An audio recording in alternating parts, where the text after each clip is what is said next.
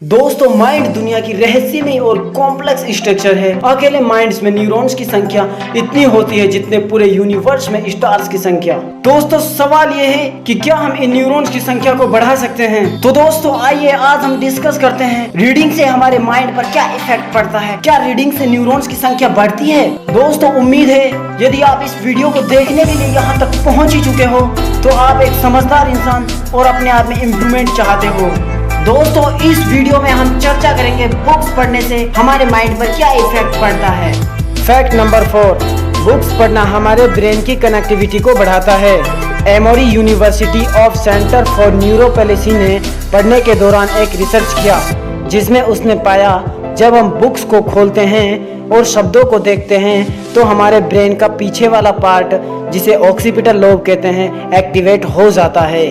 जैसे ही हम पढ़ना स्टार्ट करते हैं उसे कंट्रोल करने के लिए हमारे ब्रेन का अपर पार्ट जिसे पेराइटल लोब कहते हैं एक्टिवेट हो जाता है। वर्ड्स का मतलब समझने के लिए फ्रंट पार्ट और left and right temporal lobe भी एक्टिवेट हो जाते हैं। इस तरीके से हमारे ब्रेन के विभिन्न पार्ट एक्टिवेट होते हैं और आपस में कनेक्ट हो जाते हैं जिससे हमारे ब्रेन की कनेक्टिविटी बढ़ जाती है और न्यूरॉन का कनेक्शन स्ट्रॉन्ग हो जाता है। फैक्ट नंबर 3, बुक्स पढ़ना हमारी कंसंट्रेशन पावर को इम्प्रूवमेंट करता है। दोस्तों पढ़ने से न केवल आपकी माइंड कनेक्टिविटी इम्प्रूव होती है बल्कि इससे आपका फोकस और कंसंट्रेशन भी बढ़ता है। जब हम किसी इंटरेस्टिंग स्टोरी को पढ़ रहे होते हैं तो हमारा माइंड पूरी तरह फोकस रहता है। उस वक्त बाकी दुनिया बस दूर हो जाती है।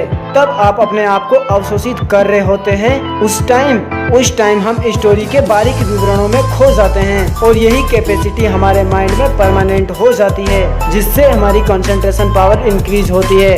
अब यही कंसंट्रेशन पावर हम हमारे ऑफिस, हमारे दैनिक जीवन के सभी कार्यों में यूज कर सकते हैं।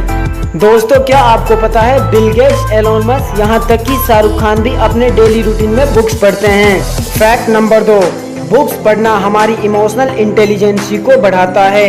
दोस्तों जब हम किसी स्टोरी या नोवेल को पढ़ रहे होते हैं तो हम उस स्टोरी में खो जाते हैं। यहाँ तक कि राइटर के द्वारा डिस्क्राइब कैरेक्टर, सिचुएशन और इवेंट को इमेजिन करने लग जाते हैं। इस इमेजिनेशन से हमारे माइंड में नए न्यूरॉन्स बन जाते हैं। इन नए न्यूरॉन्स से ब्रेन कैपेसिटी बढ़ती है। इसीलिए नए न्यूरॉन्स बनाने के लिए हमें अलग अलग जगहों पर घूमना चाहिए जिससे नए न्यूरॉन्स बनेंगे। दोस्तों अब हम बात करते हैं सबसे इम्पोर्टेंट फैक्ट के बारे में। फैक्ट नंबर 1, क्या पढ़ने से फ्लूइड इंटेलिजेंसी बढ़ती है? दोस्तों इंटेलिजेंसी 2 टाइप्स की होती है, एक फ्लूइड इंटेलिजेंसी और एक क्रिस्टलाइज इंटेलिजेंसी। क्रिस्टलाइज इंटेलिजेंसी ऐसी इंटेलिजेंसी होती है जो परमानेंट होती है, यह हमारी उम्र के साथ बढ़ती जाती है, जबकि फ्लूइड इंटेलिजेंसी हमारी उम्र के साथ घटती है क्योंकि उम्र के साथ हमारा ब्रेन फ्लूइड कम होता जाता है। जैसे ही ब्रेन फ्लूइड कम होता है तो नए न्यूरॉन्स बनने की स्पीड कम हो जाती है। दोस्तों हमें पता है बच्चों में फ्लूइड इंटेलिजेंसी ज़्यादा होने के कारण वो नई चीज़ें बहुत ही जल्दी सीख जाते हैं, लेकिन धीरे धीरे जब फ्लूइड इंटेलिजेंसी कम होती है तो हम नई चीज़ें नहीं सीख पाते हैं। इसीलिए जितना जल्दी हो सके हमारे माइंड में सभी पिक्चर्स की न्यूरॉन्स बनाने की कोशिश जल्दी ही कीजिए। फ्लूइड इंटेलिजेंसी डायरेक्ट लिंक होती है हमारी क्रिएटिविटी और न्यू थॉट्स से। हाई फ्लूइड इंटेलिजेंसी वाले लोग प्रॉब्लम्स का सॉल्यूशन आसानी से निकाल लेते हैं। माइंड को हमारी मसल्स के रूप में देखा जाता है, जितना ज्यादा हम इसका उपयोग करेंगे ये उतना ही पावरफुल होता चला जाएगा।